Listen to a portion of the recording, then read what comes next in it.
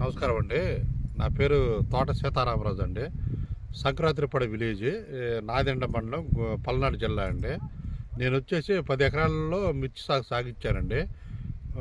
దాంట్లో 2 ఎకరాలు భీష్మయత్నం వేసానండి, ఎనిస్టా సీడ్స్ వాళ్ళది. మిగతాది 345 2002 వేసాను. నేను 10 రోజులకి, వారానికి, 8 రోజులకి, 5 రోజులకి ముందుకు కొడతా వచ్చానండి. ఇదే రకం కొట్టిన వీటిల్లో భీష్మయత్నంలో ఏడ చూద్దామన్నా బొబ్బర తగలేదు సార్. నెంబర్ 1గా అదే మందులు కొట్టిన వాటిలో బొబ్బర తగిలింది, వీటిలో బొబ్బర తగలేదు సార్. కాపు కూడా చిక్కగా ఉంది.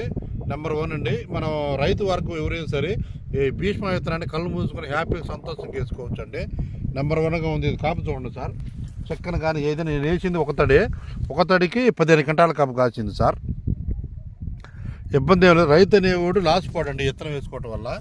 నెంబర్ 1గా మీరు కూడా సంతోషంగా వేసుకొని హ్యాపీగా ఉండొచ్చు అండి. ఈ మిగతా విత్తనాలు గ్యారంటీ లేవు, కానీ ఈ భీష్మ విత్తనం మాత్రం 100